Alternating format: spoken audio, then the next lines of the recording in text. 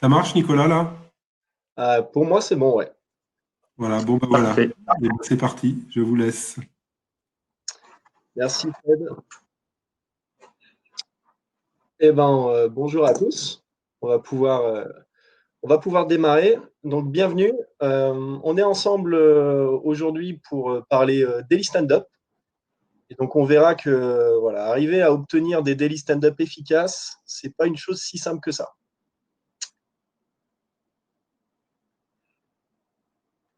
Alors, juste avant de démarrer, une petite présentation. Donc, Nicolas Thibert. Donc, je suis coach et formateur agile et je travaille pour la société Zenica. Et donc moi, Adrien Chantôme, je suis coach agile et architecte système embarqué chez Viveris. Alors, avant de démarrer, le traditionnel remerciement pour les sponsors, c'est encore plus important cette année avec finalement la réorganisation qu'il y a eu. Donc, vraiment, merci pour les sponsors et puis aussi un grand merci aux orgas. Donc, au programme, qu'est-ce qui va se passer là sur les 45 minutes passées ensemble? On va essayer d'accorder environ 35 minutes à la présentation. On laissera du coup 5-10 minutes à la fin pour les questions. Donc, n'hésitez pas, hein, vous commencez à avoir l'habitude maintenant à remplir le fil des questions au fur et à mesure. On prendra un peu de temps pour y répondre à la fin. Donc, on est là ensemble pour discuter et parler autour des daily stand-up, des daily scrum. Ce qu'on va essayer de faire, c'est d'identifier finalement quels sont les comportements un peu problématiques qui ont lieu au cours de cette cérémonie, que ce soit individuel ou collectif. On essaiera de vous donner des conseils, des tips pour, en tant que facilitateur, en tant que Scrum Master, arriver à les gérer. Et pour que ça soit un peu ludique, ce qu'on vous propose, c'est d'évoquer tout ça à travers une histoire. Alors vous verrez, c'est une histoire fictive, bien entendu. Donc vu que c'est une histoire, il y a des chapitres et nous allons commencer avec le premier chapitre, une nouvelle aventure. Donc c'est l'aventure de qui? C'est l'aventure d'Eugène. Alors Eugène, c'est un tout jeune Scrum Master débutant qui vient de rentrer dans une société, la société Zéro Déchet, pour travailler sur un nouveau projet d'application web qui se déroulera suivant le framework Scrum. Alors Eugène, il rentre dans une équipe qui est également nouvelle, donc les personnes ne se connaissent pas encore trop, et surtout, ils n'ont pas encore d'expérience dans l'agilité.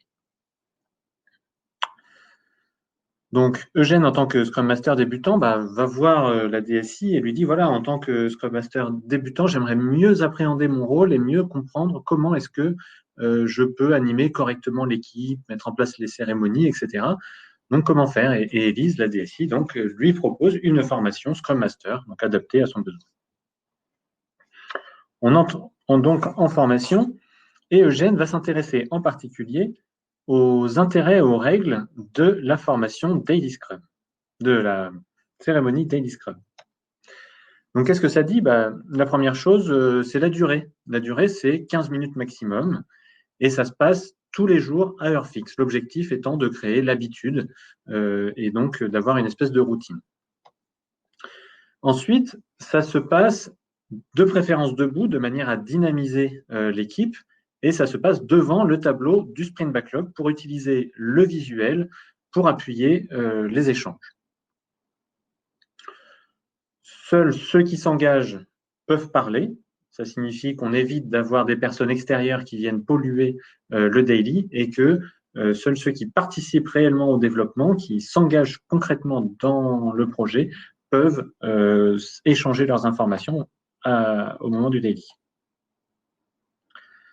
Et concrètement, les échanges ont vocation à répondre en gros à 3 grandes questions, à savoir qu'est-ce qui s'est passé, qu'est-ce que j'ai fait hier, à savoir également qu'est-ce que je vais faire, donc se projeter dans l'avenir, mais également identifier les obstacles avec la question, donc est-ce que j'ai identifié, rencontré des obstacles ou des difficultés à vous partager. Alors, intéressons-nous maintenant un petit peu aux raisons d'être de cette cérémonie. Finalement, pourquoi est-ce qu'on fait ça? La première réponse à cette question, c'est tout d'abord pour se synchroniser. Synchroniser l'équipe de réalisation. Donc, qu'est-ce que ça veut dire se synchroniser? Ça veut dire à la fois être au courant de ce qui se passe au niveau du collectif, mais également, moi, mettre au courant mes coéquipiers avec des informations qui pourraient avoir un impact sur leur travail.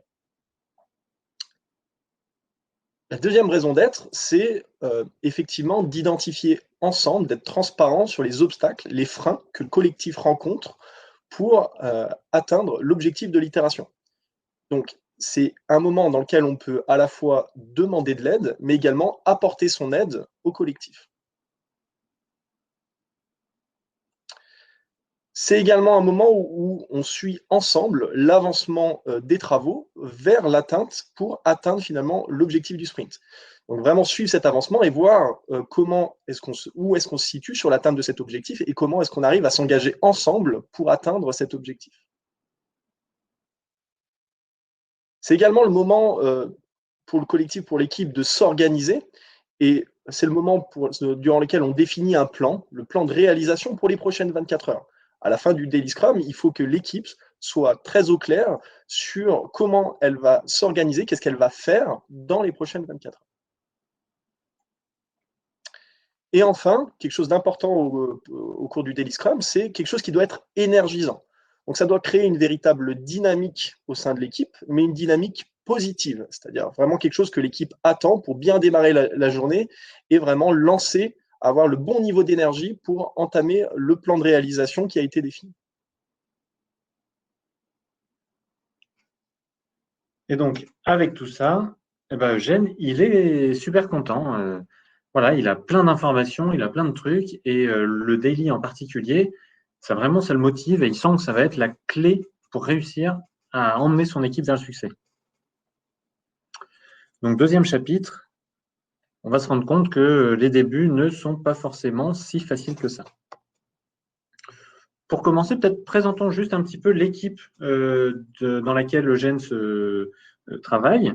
Donc, cette équipe, elle est composée de quelques développeurs. On pense à Théo, par exemple, qui a 5-6 ans d'expérience, mais un petit peu solitaire dans son travail, qui aime bien être tranquille, quoi.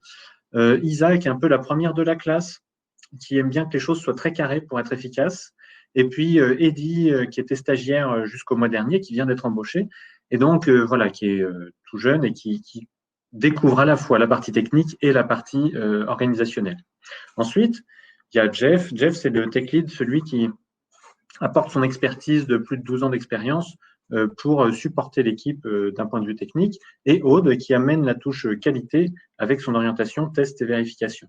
Et enfin, bien entendu, Karl, notre product owner, qui va faire l'interface entre l'équipe et les utilisateurs et qui va amener un ensemble d'idées. Il est un petit peu foufou, il part un peu dans tous les sens, et donc il va falloir un petit peu le canaliser.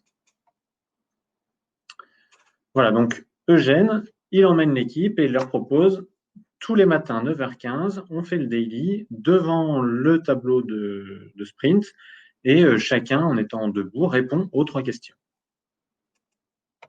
Donc au début, tout se passe bien, l'équipe se l'approprie bien, ils échangent bien, tout ça. Et en fait, petit à petit, on se rend compte qu'il y a une certaine lassitude et plus le temps passe et pire c'est. Donc Eugène, il n'en reste pas là. Il va essayer de trouver les origines et surtout la façon dont l'équipe ressent les choses. Donc il va interroger l'équipe et il se rend compte que globalement, l'équipe trouve que la cérémonie ne sert pas forcément à grand-chose, qu'elle prend beaucoup de temps pour rien, qu'on commence toujours en retard et que ça peut être stressant pour démarrer sa journée. Voire que d'ailleurs, en fait, ça n'apporte pas suffisamment d'intérêt pour vraiment y assister, quoi. Et ensuite, il va un petit peu plus loin, il cherche au-delà, et il se rend compte aussi que la visibilité qu'on attend dans le daily, c'est-à-dire pouvoir que l'équipe puisse se projeter vers l'avenir, ça ne l'apporte pas tant que ça. Et que finalement, c'est plus un reporting auprès de lui-même qu'une vraie réunion de synchronisation. Et d'ailleurs, il y a même Élise qui vient passer quelques temps, régulièrement quelques minutes, pour expliquer des choses qui n'ont rien à voir avec le contexte. Donc forcément, pour Eugène, c'est la déception. Il ne comprend pas bien. Quand il était en formation, ça avait l'air facile à mettre en place et puis ça avait l'air assez efficace, quoi. Et finalement, il se retrouve dans une équipe où la communication passe pas bien, l'équipe ne se synchronise pas correctement et puis globalement, il y a très peu d'intérêt qui est exprimé pour cette cérémonie. À tel point que finalement, ils ne la font pas une fois sur 2, enfin 2 fois sur 3. Notre ami Eugène, du coup, il décide de se rendre à Agile Grenoble et il va faire une rencontre. Alors, il va faire une rencontre avec qui? Eh ben, il va rencontrer Sarah. Sarah qui est coach agile. Donc, bonjour Eugène, qu'est-ce que je peux faire pour vous aider? Ah bah, bonjour Sarah, je suis vraiment content de vous voir parce que voilà, moi j'ai un vrai problème avec mes Daily Scrum. Ce qui se passe avec mes Daily Scrum, c'est que globalement, ils sont assez fastidieux, les échanges se passent pas super bien, il n'y a aucune énergie qui est dispensée, puis il n'y a pas vraiment d'esprit d'équipe non plus. Et puis depuis qu'on les fait à distance, c'est encore pire. Alors, est-ce que vous avez un petit peu réfléchi et pour vous, c'est quoi les points de dysfonctionnement aujourd'hui que vous avez pu repérer? Alors, la première chose que je vois, je pense, c'est la durée. C'est peut-être le plus caractéristique. Normalement, c'est censé être 15 minutes maximum, mais on n'arrive jamais à le tenir. On dépasse toujours de 5, 10 minutes, voire un quart d'heure. Et puis globalement, personne n'est vraiment attentif, quoi. Pendant le daily, on voit les uns qui regardent en l'air, les mouches, qui regardent leurs pieds. En tout cas, ils ne s'intéressent pas à ce qui se dit, quoi. Mais la seule chose qu'ils attendent, c'est de pouvoir retourner à leur poste pour travailler. Et pour vous, finalement, c'est quoi les causes de ces longueurs? Pourquoi ce timing, il n'arrive pas à être respecté?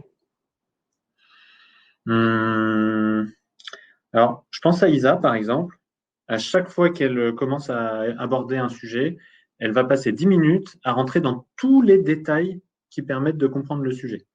Donc, il y a vraiment beaucoup, beaucoup de détails pour certains qui sont donnés. Après, il y a Jeff aussi.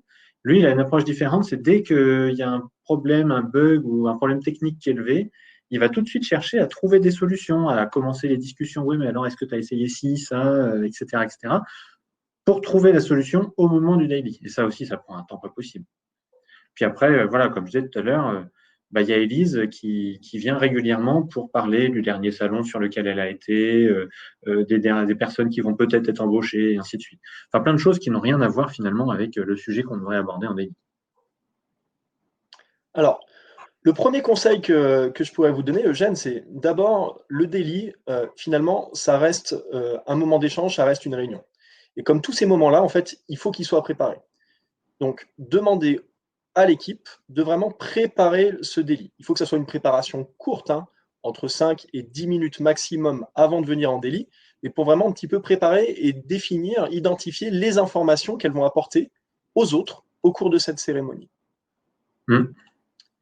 Et d'ailleurs, pour faciliter un petit peu cette préparation, moi, je vous invite voilà, à donner cette astuce à vos équipiers, c'est qu'ils se posent les questions suivantes. D'abord, est-ce que les infos que je m'apprête à transmettre aux autres, est-ce qu'elles vont permettre d'améliorer la visibilité sur l'atteinte de l'objectif qu'on s'est fixé sur l'itération? Bien entendu, ça sous-entend qu'on a fixé un objectif pour l'itération. Une deuxième question que les personnes peuvent se poser pour finalement arriver à mieux cadrer les échanges, c'est est-ce que ce que je vais dire, ça a un impact sur les autres membres de l'équipe? Est-ce que ce que je vais apporter comme information va impacter le travail de la journée ou des jours suivants des autres équipiers? Un deuxième conseil, c'est vraiment pour que les échanges soient constructifs, il faut qu'ils soient cadrés. Et donc, du coup, il faut vraiment que les discussions soient orientées vers l'avancement de l'objectif de l'itération. Alors d'ailleurs, pour faire ça, un petit truc qui peut être très efficace si vous utilisez les 3 questions, eh bien, c'est d'orienter ces questions vers l'objectif. Donc pour ça, vous pouvez simplement reprendre la formulation qui était proposée dans le guide Scrum 2017, par exemple.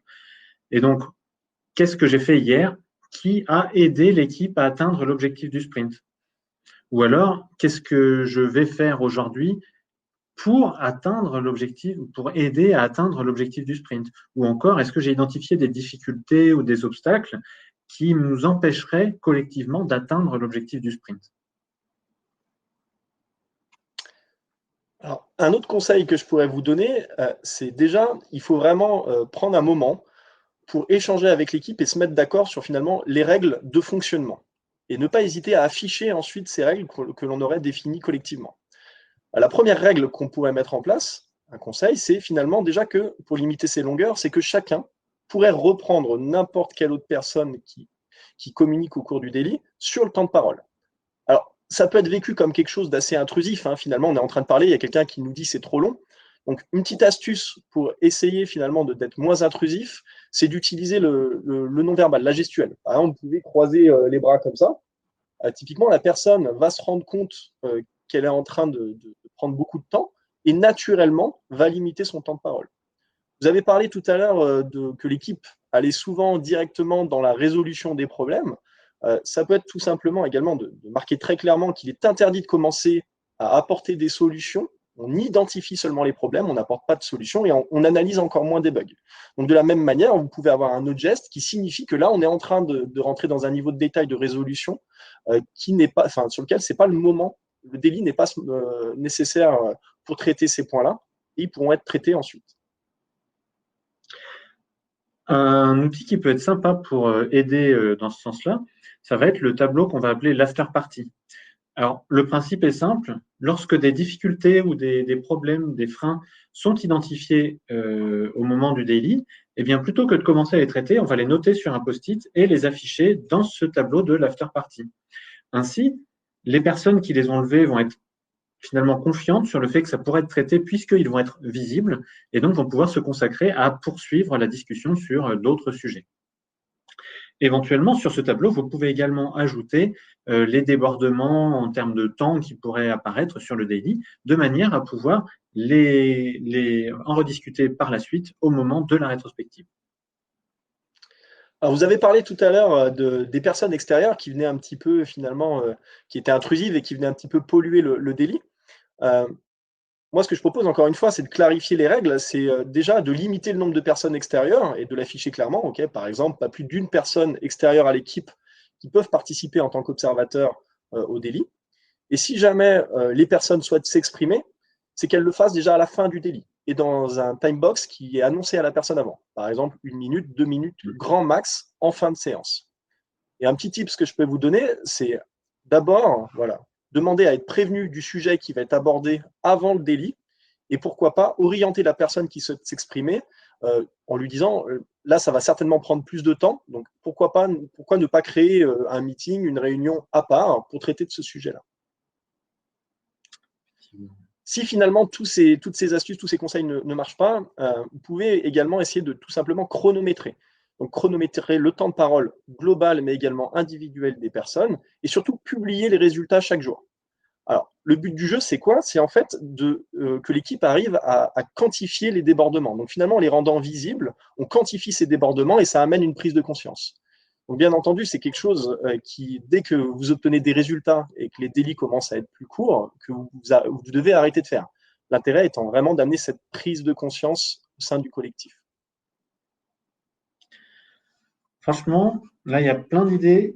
Effectivement, je pense que je vais pouvoir, on va pouvoir trouver des solutions pour raccourcir nos délits, effectivement. Merci. Mis à part ces longueurs, il y a d'autres points qui aujourd'hui vous gênent? Oui, bah, on a parlé des longueurs, mais le deuxième problème, c'est un peu la ponctualité quelque part. On a vraiment du mal à commencer le daily à l'heure. Il y en a certains d'ailleurs qui sont souvent absents tellement ils sont en retard. Alors, on a quand même essayé des choses. Hein. On a commencé par essayer de décaler d'un quart d'heure, histoire de faire en sorte que tout le monde puisse arriver à l'heure. Puis en fait, bon, le problème s'est très rapidement reproduit et finalement, ça n'a servi à rien. Après, on a été un peu plus loin. On s'est dit, bon, on va engager tout le monde, on va faire quelque chose d'un peu fun et ludique. On va dire, au bout de 3 retards dans le sprint, on paye des croissants. Donc ça, c'était sympa. Ça a été assez efficace au début. Et puis, bon, au bout d'un moment, Théo, il en a eu marre il a commencé à retrouver, à nouveau être en retard régulièrement, puis il en a eu marre de payer les croissants. Il a dit, moi, j'arrête, ça me coûte trop cher. Il n'y a pas de raison que je paye le petit-déj à tout le monde. Donc, ça n'a pas bien marché. Je comprends. Alors, bon, déjà, pour moi, la règle de base, hein, c'est, encore une fois, c'est les règles d'équipe. Donc, s'assurer, donc faire un événement, communiquer avec l'équipe pour définir et s'assurer que l'horaire qui a été convenu convient à tout le monde. Voilà, on n'a pas tous les mêmes contraintes. Il y en a qui vont avoir des contraintes le matin, d'autres le soir, etc. En tout cas, définir l'heure qui convient au plus grand nombre. Une fois que ça c'est fait, vous pouvez également aussi définir les règles de démarrage ou en tout cas de réaction face au retard. Ça peut être, exemple, on prévient obligatoirement si on va être en retard, le canal de communication est à définir, et si on a plus de X minutes, 3 ou 5 minutes de retard, alors l'équipe s'autorise à démarrer. Et une personne viendra ensuite faire la synthèse de ce qui s'est dit au délit à la personne qui est arrivée en retard. D'ailleurs, un petit truc qui va permettre d'engager l'équipe peut-être à aider l'équipe à respecter un peu mieux certaines règles, comme la ponctualité par exemple, ça peut être le tableau des high scores.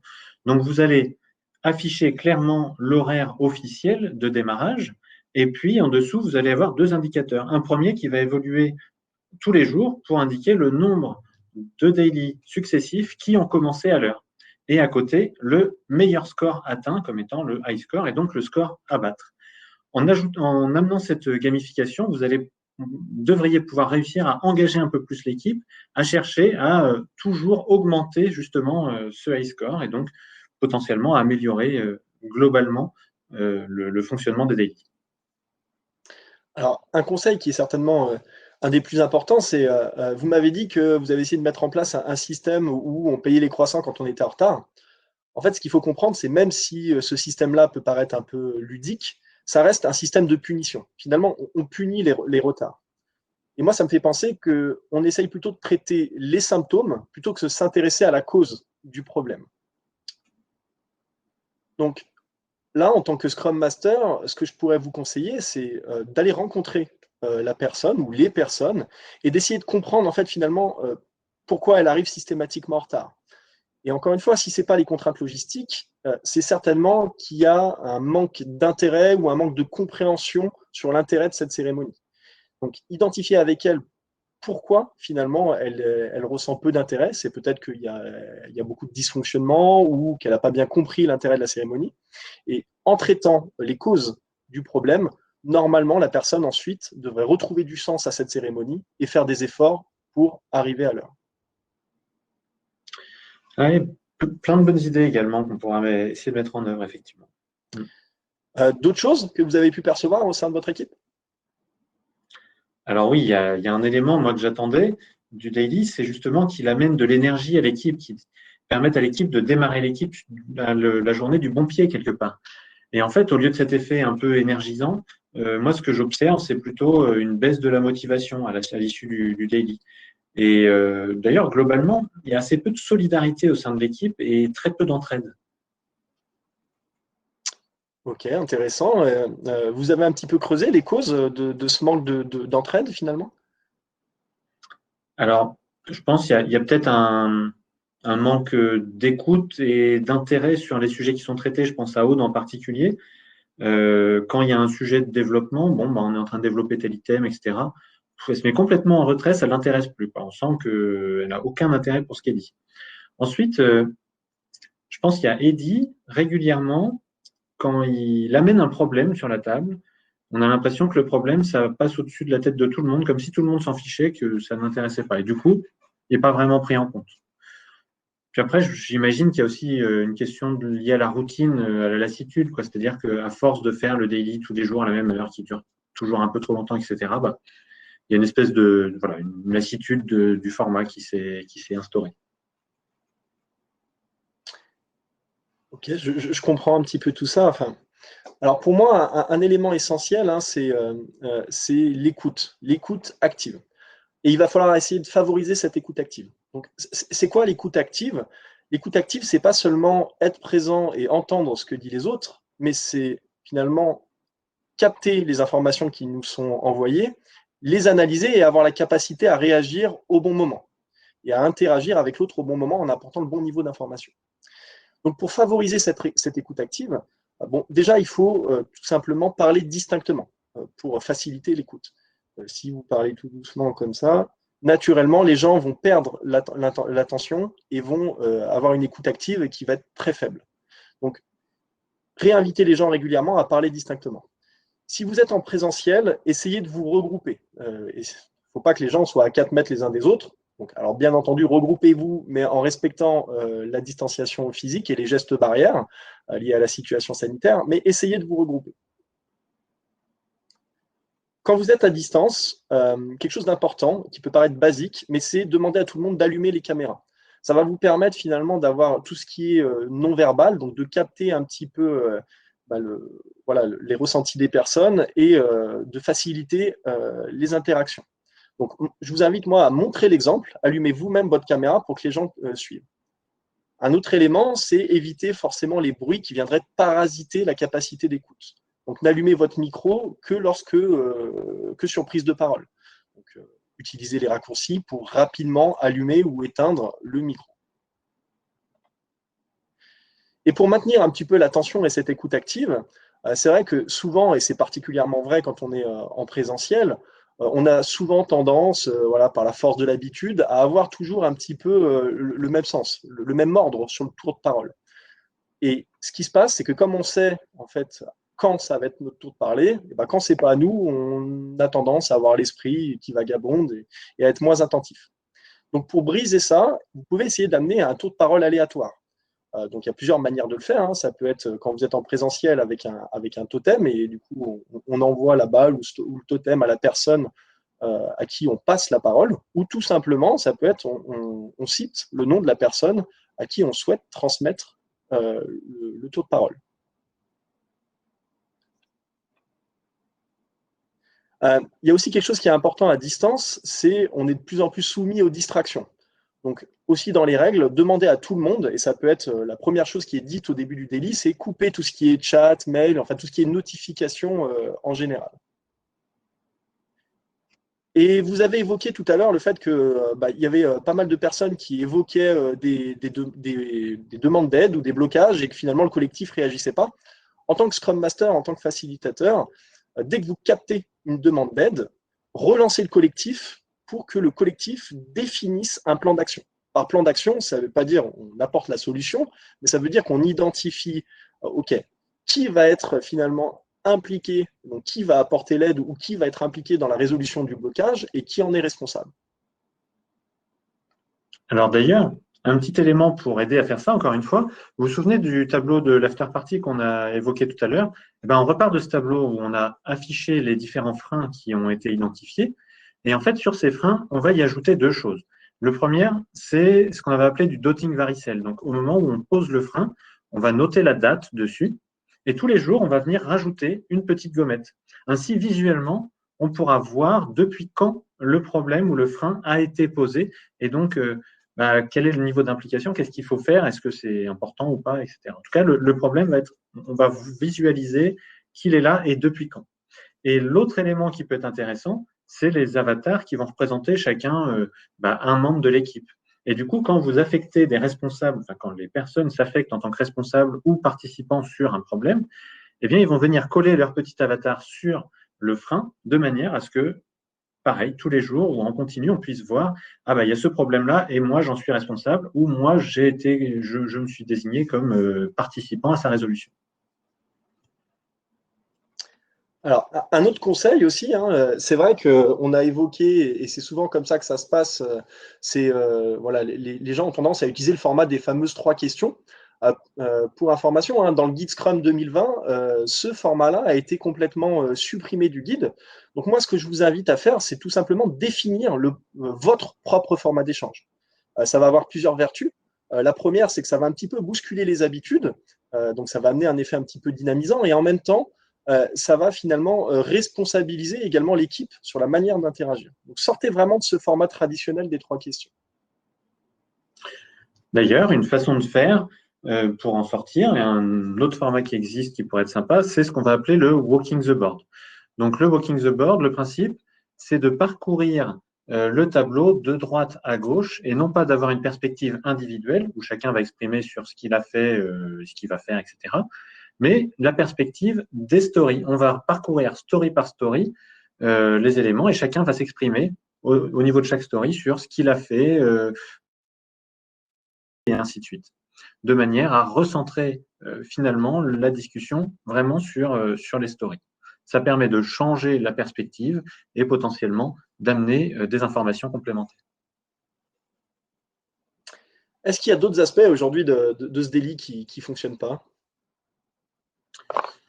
Alors, le dernier point vraiment qui me paraît important, c'est que aujourd'hui, j'ai vraiment l'impression que le daily, au lieu d'être un espace de synchronisation de l'équipe, il s'est transformé plus en une séance de reporting où les personnes font un rapport d'activité au product owner et à moi-même. Du coup, on perd franchement même de l'intérêt de la cérémonie. Ok, et pour vous, c'est quoi les raisons de cette attitude, enfin de cette posture des équipiers? Moi, j'identifie peut-être la première vraie raison, c'est peut-être culturel. C'est-à-dire que le product owner et le scrum master sont presque vus comme des chefs. Alors peut-être parce que on a eu un rôle de chef de projet par le passé ou des choses comme ça. En tout cas, il y a cette notion que ben voilà, le scrum master et ou le product owner d'ailleurs sont un peu les chefs entre guillemets de l'équipe. Et puis, globalement, je n'ai pas l'impression que l'équipe se sente vraiment responsable du Daily Scrum, mais plutôt qu'ils considèrent la responsabilité portée par le Scrum Master. Alors, effectivement, pour moi, déjà, le premier point qui est extrêmement important, c'est de rappeler à tout le monde que le Daily Scrum, ce n'est surtout pas un outil de communication verticale. Donc, on n'est pas là pour faire un rapport d'avancement. Ce n'est pas un moment où chaque membre de l'équipe, finalement, va devoir faire un rapport d'avancement et surtout un moment durant lequel il va être jugé, finalement, sur sa performance. Donc, c'est vraiment pas un tribunal. Donc, ça, finalement, si culturellement, ce n'est pas les habitudes de l'entreprise, n'hésitez pas à le rappeler. Voilà, pour rappeler qu'ils sont dans un cadre sécurisé, bienveillant, et que l'objectif, ça reste la transparence et l'auto-organisation. Ensuite, finalement, quand en tant que Scrum Master, en tant que facilitateur, on anime un peu tous ces délits, il y a un biais qui s'installe et on peut être perçu finalement comme le leader, comme le responsable de la cérémonie. Donc, un conseil, c'est de faire tourner le rôle de facilitateur au sein de l'équipe. Ça aura également plusieurs vertus. C'est déjà la première, c'est que chacun va apporter sa touche un peu personnelle, donc ça va redynamiser un petit peu la séance. Et en plus, ça va amener de la responsabilisation. Quand vous êtes en présentiel et que vous vous rendez compte que chaque personne, finalement, vous regarde dans les yeux et fait entre guillemets, son rapport d'avancement, pour changer un peu les habitudes et casser cette habitude culturelle, n'hésitez pas à briser le contact avec les yeux, c'est-à-dire regarder par terre, regarder à gauche, à droite, pour que finalement les personnes, ils vont aller chercher un autre point d'appui, donc ils vont aller naturellement se tourner vers d'autres personnes et donc vers le collectif. Et si malgré tout ça, ça ne fonctionne pas, n'hésitez pas à carrément vous absenter, à ne pas participer au délit. Voilà, ça permettra vraiment de voir comment finalement l'équipe se responsabilise, prend en charge cette cérémonie. Il y a aussi quelque chose qui est extrêmement important quand vous êtes en présentiel, en physique, c'est votre position en tant qu'animateur facilitateur. Surtout, ne pas se positionner face à l'équipe, puisque là, naturellement, vous allez être perçu comme le chef, le responsable de la cérémonie. Mais venez plutôt vous positionner soit au sein de l'équipe, soit même carrément en retrait, pour que finalement l'équipe s'approprie l'espace et se sente responsable des échanges. Eh ben, vraiment, merci pour tous ces conseils, Farah, parce que voilà, je pense qu'il y a plein de choses qui vont permettre d'améliorer notre fonctionnement. Donc, je vais évoquer tout ça avec l'équipe et puis, avec un peu de chance, ça marchera mieux. Eh ben, merci à vous, Eugène. Et donc, chapitre 4, notre ami Eugène, il a compris plein de choses et il va surtout essayer plein de choses lors des prochains sprints. Et donc, du coup, ce qui se passe, c'est que Eugène, il se met en action. Hein. Déjà, la première chose qu'il fait, c'est qu'il convoque l'équipe et il débriefe de tout ce qu'il a pu échanger avec Sarah. Et il définit un plan d'action et il va essayer de mettre en œuvre les conseils du coach, analyser donc du coup régulièrement les résultats des expérimentations qui sont faites. Donc, il rentre vraiment dans une logique d'amélioration continue. On met en place, on analyse, on ajuste, on améliore et on recommence. Et donc, quelques temps plus tard, notre ami Eugène, il retourne voir un peu l'équipe pour prendre un petit peu la température. Et puis, finalement, le discours a pas mal changé. Hein. Maintenant, on sent vraiment que les délits, ça a une vraie valeur ajoutée. Et en quoi ça a une valeur ajoutée? Parce que ça permet vraiment de se sentir soutenu. Quand on a un besoin d'aide, et tout de suite, le collectif l'identifie et vient apporter de l'aide. Ça permet de se concentrer, de savoir ce qui est prioritaire et quel est l'objectif à atteindre et surtout de s'engager collectivement vers l'atteinte de cet objectif. Ça favorise la communication. On a une vision plus claire de ce qu'il y a à faire et on se synchronise beaucoup mieux. Donc, Eugène, finalement, il a pas mal le sourire, hein, notre ami Scrum Master, parce qu'aujourd'hui, même si tout n'est pas parfait, c'est encore loin de l'être, mais en tout cas, il ressent une vraie énergie positive. L'équipe, elle communique de mieux en mieux, et aujourd'hui, le délit, c'est plus devenu voilà, un frein ou une contrainte, mais c'est vraiment devenu un rituel attendu. Et du coup, d'ailleurs, hein, Eugène, finalement, en tant que Scrum Master, bah, il est là plus en tant qu'observateur. Et l'équipe, elle s'est vraiment emparée de cette cérémonie et finalement, même souvent, il n'y participe. Alors, comme toute histoire a une fin, bah, le petit mot de la fin, le petit épilogue de cette histoire, c'est déjà le stand-up, le daily Scrum. Ce qui est intéressant, c'est que c'est vraiment la cérémonie de Scrum qui va cristalliser, en fait, qui va vous permettre d'identifier un maximum de problèmes. Donc, nous, ce qu'on vous encourage à faire en tant que Scrum Master, c'est observer cette cérémonie. Ça va vous permettre finalement d'évaluer un petit peu, d'une part, l'état d'esprit du collectif, mais en plus, quel est le degré, quel est le niveau d'auto-organisation de l'équipe. Et puis, l'objectif du Daily Scrum, c'est la synchronisation, c'est de favoriser la communication au sein de votre équipe. Et donc, si vous vous rendez compte que cette communication et cette synchronisation se déroulent très bien tout du long de la journée, que finalement, le Daily Scrum n'est plus réalisé que par habitude, que parce que c'est marqué dans le guide, bah, peut-être juste ne le faites plus. Bon, donc on arrive au bout de la présentation. Donc, merci pour votre attention. J'espère que ça vous aura plu. Et normalement, il nous reste quelques minutes pour des questions et des échanges. Alors, je vois qu'il y a plusieurs questions. Il y a la première qui est: quel est le rôle du PO dans le daily? Sa présence est-elle obligatoire? Est-ce que tu veux du coup répondre, Adrien? Alors, le rôle du PO dans le daily, je pense que ce n'est pas une question qui est évidente. Ça va dépendre des équipes en réalité. Sur le principe, le product owner, son rôle dans le daily va être de synchroniser avec l'équipe comme le reste, puisque dans le dernier guide Scrum, il n'y a plus de notion d'équipe de dev et d'équipe Scrum. Là, on est vraiment sur une équipe Scrum au complet. Et à mon sens, le product owner, il va synchroniser avec l'équipe au même titre que les équipiers entre eux. Est-ce que sa présence est obligatoire? J'aurais envie de dire non, au même titre que le Scrum Master d'ailleurs. Mais si l'équipe et le product owner estiment qu'il y a un intérêt à ce qu'il soit présent, à ce moment-là, pourquoi pas? Okay, merci Adrien. N'hésitez pas à mettre dans le chat. Donc, il y a beaucoup de personnes qui ont dit: est-ce qu'on pourrait avoir les diapos? Bien entendu, elles seront mises à disposition. Oui. Il n'y a pas de souci là-dessus. Et je pense que l'ensemble des supports d'Agile Grenoble seront mis à disposition. Deuxième question qui a eu pas mal de votes, c'est donc en complément de la question de Jérôme. Alors, oui, c'est Jérôme Blanc, je pense. Ah non, alors, il y en a une qui arrive.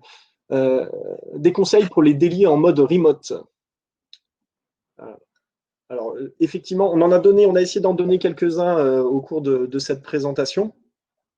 Les délits en mode remote, pour moi, si vraiment j'avais un conseil à donner, enfin 2 conseils à donner, le premier, quelque chose qui est extrêmement important, c'est utiliser du management visuel. Ça, c'est extrêmement important parce que le management visuel, c'est ce qui va provoquer les échanges. Et c'est un peu ce que disait Lisette ce matin, hein, c'est le management visuel à distance pour la communication, c'est quand même hyper important. Donc, utiliser un board, utiliser un mural, un Trello, en tout cas quelque chose qui vous permet de communiquer et de faciliter les échanges. Le deuxième, c'est n'hésitez pas du coup à utiliser le tour de parole aléatoire, parce que souvent ce qui se passe, c'est qu'il peut y avoir des blancs, c'est pas très fluide parce qu'on ne sait pas trop à qui c'est de parler. Donc voilà, n'hésitez pas encore une fois à instaurer la règle de dès qu'on a fini de parler, quelqu'un passe la parole du coup à une autre personne qui n'a pas encore parlé pour fluidifier les échanges et éviter un peu les malaises qu'il peut y avoir à distance et le fait que ça soit vécu comme quelque chose d'assez beau. D'ailleurs, n'hésitez pas à être un peu innovant sur la façon de passer la parole. Vous pouvez utiliser le management visuel pour le faire. Et peut-être, je rajouterais également, bien penser, rappeler ce qu'on a dit, hein, la caméra allumée, le micro pour essayer d'éviter les perturbations. Et surtout, le management visuel, éviter que ce soit le Scrum Master qui partage son écran. Parce qu'encore une fois, si le Scrum Master partage son écran, c'est comme si le Scrum Master se mettait devant le tableau de Scrum en réunion physique. Et du coup, vous aurez le même effet. Demandez plutôt à l'équipe l'un des membres de l'équipe, celui qui le souhaite, de partager son écran. Ça permettra de se décentrer et de permettre à l'équipe de se concentrer sur l'objectif, c'est-à-dire se synchroniser. Alors, avant qu'on prenne une autre question, j'en profite, comme il ne reste plus beaucoup de temps, pour vous afficher le rôti. Alors, il y a un petit QR code, n'hésitez pas à le prendre en photo, ça vous permettra de faire le rôti, et on vous mettra le lien également. Je vais vous mettre le lien dans le chat, hop, pour pouvoir faire le rôti. Alors, il y avait une question, une autre question, si on a encore un peu de temps, c'est bonne idée de faire tourner le rôle de facilitateur, mais alors quel rôle spécifique a le facilitateur pendant le daily? Distribuer la parole ou plus que ça? Alors, moi, je peux commencer à répondre. Non, le facilitateur, il a un rôle bien plus important que ça. Tous les points de gêne ou les freins qu'on a cités au bon fonctionnement de cette cérémonie, le facilitateur doit en avoir conscience et finalement éviter que ça se produise. Donc, exemple typique, il y a une demande d'aide qui est émise par l'un des membres de l'équipe et on sent que du coup, il y a pas, voilà, le collectif s'engage pas trop ou personne n'est très au clair à la fin de la discussion sur qui va être impliqué dans l'accompagnement de la personne qui a émis le besoin d'aide ou dans la résolution du blocage qui a été évoqué. Et le rôle du facilitateur, c'est d'en faire prendre conscience au collectif et de finalement relancer les débats pour qu'il y ait vraiment quelqu'un de responsable à la fin sur cette demande de blocage. C'est pas uniquement un rôle de transmission de parole, mais c'est vraiment être soi-même en écoute active pour comprendre ce qui se passe et interagir au bon moment. Voilà, donc pour moi, c'est vraiment ça. Et accessoirement, en fait, le rôle du facilitateur, j'aurais même envie de dire, c'est pas du tout de transmettre la parole. C'est de mettre en place les conditions pour s'assurer que tout le monde puisse s'exprimer, mais c'est pas lui qui va indiquer à qui c'est le tour de parler et ainsi de suite. Pour le coup, on sortirait d'une auto-organisation et ça perturberait le bon fonctionnement de l'équipe. Alors après, si je regarde les questions suivantes, il y a des conseils pour compléter Walking the Board avec un tour de table pour s'assurer que chacun sait ce qu'il a à faire dans sa journée. Alors pour moi, finalement, le Walking the Board, on n'a peut-être pas été dans le détail, mais comme en fait pour chacune des user stories, on parcourt de droite à gauche le tableau, normalement, les personnes qui sont en train de travailler sur la user story doivent amener les informations suivantes. C'est qu'est-ce qui a été terminé sur cette user story-là, qu'est-ce qui va être fait dans la journée, donc qu'est-ce qui est in progress, qu'est-ce qui est en cours, ou est-ce qu'il y a eu des choses qui étaient in progress et qui aujourd'hui sont freinées pour des raisons X ou Y. Donc finalement, normalement, on doit savoir, en parcourant les user stories de cette manière-là, chacun doit savoir ce qu'il a à faire sur les user stories sur lesquelles il est impliqué. Si jamais vous vous rendez compte, ça peut être un tip, parce que c'est un peu tout le temps la même personne qui parle parmi les 2-3 personnes qui sont impliquées sur la user story, ça peut être justement de demander l'avis aux autres personnes qui sont impliquées pour s'assurer qu'il n'y ait pas de problème ou de point de blocage avec les autres personnes. Alors, il y a une autre question. Je ne sais pas du tout combien de temps il nous reste. Si parcourir le board story par story ne mène-t-il pas à une discussion plus verticale, justement, où le PO Scrum Master voit ce qui dépile? Des conseils pour améliorer ça? Alors, pour moi, c'est un peu les mêmes, c'est un peu les mêmes conseils que quand on a finalement un tour de parole plus individuel. C'est surtout pour moi dans la posture finalement du Scrum Master. Et c'est pas forcément lié au format d'échange. Ce qui va être intéressant de capter, c'est finalement comment réagissent les autres aussi vis-à-vis des remontées qui sont faites par les personnes qui travaillent sur cette user story. Et d'ailleurs, un conseil en tant que facilitateur, c'est d'éviter d'être toujours en réaction par rapport à ce qui est partagé comme information sur cette user story-là. Mais plutôt inviter les autres à réagir justement pour éviter d'être perçu, encore une fois, et que ça soit perçu comme un rapport d'avancement. Donc, par exemple, s'il y a un frein qui est évoqué, c'est pas à vous de dire OK, mais pourquoi est-ce qu'il y a ce frein, etc. Mais plutôt poser la question les autres, finalement, comment est-ce qu'on pourrait aborder ce frein? Comment vous pourriez aider les personnes qui sont en train de travailler sur cette user story à résoudre ce frein-là et à avancer, sur la user story? Alors, il y a une question qui est remontée, là, ne plus faire de daily, est-ce que ce n'est pas un peu dangereux? Pas évident de trouver le bon moment pour les remettre en place. Alors, quand on donne le conseil à la fin, dans le mot de la fin, de ne plus les faire, c'est dans le contexte d'une équipe qui n'en aurait plus besoin.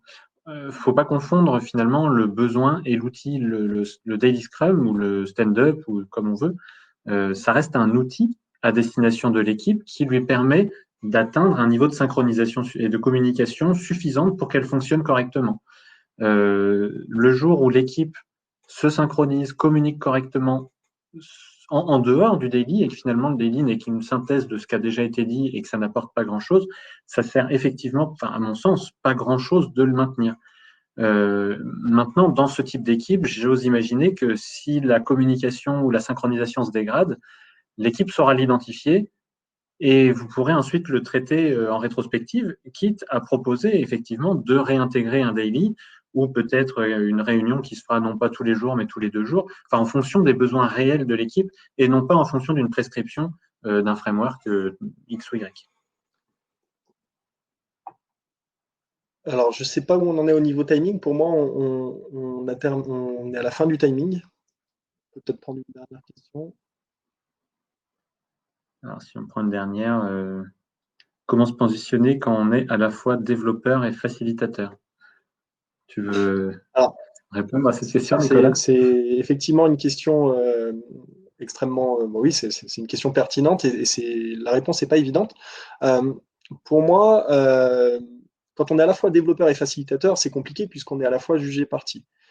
Donc, il y a quelque chose qui peut être intéressant, c'est effectivement quand si par exemple on utilise le format Walking the Board, c'est se focaliser en tant que facilitateur quand on évoque les discussions sur les user stories sur lesquelles on n'est pas impliqué, et entre guillemets changer un peu sa casquette quand on arrive sur les user stories sur lesquelles du coup on est beaucoup plus impliqué. Et donc là, du coup, ça peut être d'ailleurs une règle qui est évoquée et qui est clarifiée avec l'équipe. C'est à partir du moment où moi je suis développeur, que j'apporte des informations, et ben, il peut y avoir un espèce de facilitateur suppléant qui peut finalement prendre le relais si jamais il y a des activités de facilitation. Et par activité de facilitation, on l'a un petit peu évoqué tout à l'heure, hein, c'est-à-dire bien s'assurer que les demandes de blocage sont prises en compte, faciliter les discussions, veiller à ce que les informations transmises aient de la valeur. Soit pris par quelqu'un d'autre du collectif. Mais encore une fois, il faut clarifier le mode de fonctionnement et les règles de fonctionnement.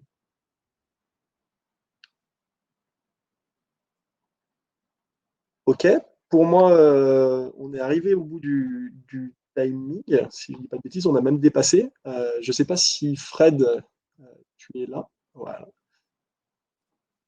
Oui, je confirme. Bravo, vous avez terminé un tout petit peu dépassé, mais je pense que tout le monde est resté, ou presque. Donc, c'était super. Bravo et merci. Et puis, du coup, je vais bientôt couper la session là, pour démarrer la suivante. Et ben, merci à tous.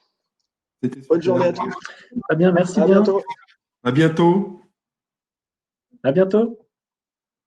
Alors, je pense que je fais stop.